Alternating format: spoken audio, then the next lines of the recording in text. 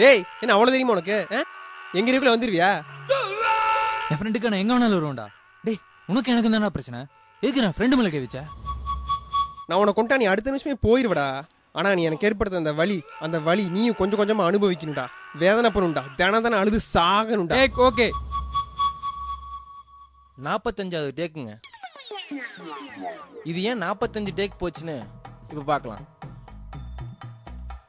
Hero ஹீரோயினுக்கெல்லாம் casting வச்சாங்க, ஆனா இந்த வில்லனுக்கு ஏன் வைக்கலன்னு இப்பதாங்க ஃபீல் பண்றேன். வில்ல மாதிரி பண்ண சொன்னா என்ன செய்யறான்னு நீங்களே பாருங்களேன். ஏன் இவ்வளவு இமோஷன் ஆகுற? கண்ட்ரோல். டேய் நீ வில்லன்டா, ஏன்டா இப்ப கையில மாவு பேசுற? பெரிய ரகுவரன் நினைப்பு, வேற பேசு. வேற ரியாக்ஷன் குடியா. அப்படியே அவன் வாயில வெண்ணைய தீட்டி விடுங்க, நல்லா அனுமான் மாதிரியே இருப்பான். இப்படிதான்டா சிரி, நல்லா சிரி, என் பொழப்பு சிரிப்பா சிரிக்க போகுது.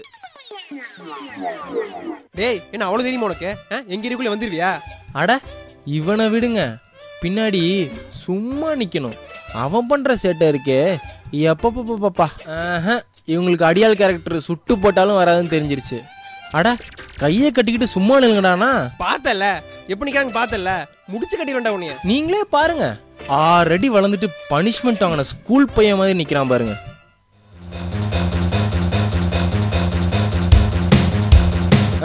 அப்படியே போக சொல்லு, காந்திபுரமே வந்துடும். அட நிக்கிறது நடக்கிறது தான் பிரச்சனை பண்ணுதுன்னா பறக்கிறதெல்லாம் கூட பிரச்சனை பண்ணுதுங்க. என் ஃப்ரெண்டுக்கு நான் எங்க வேணாலும் வருவேன்டா, உனக்கு எனக்கு என்ன பிரச்சனை?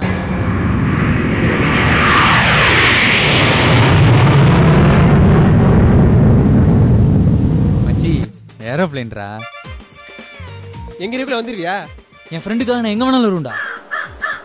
ஐய காக்கா எச்சி. படத்துல ஒரு சேசின் வைக்கலான்னு முடிவு பண்ணுங்க, ஆனா இத பார்த்ததுக்கு அப்புறம் அந்த பிளானையே டிராப் பண்ணிட்டேங்க.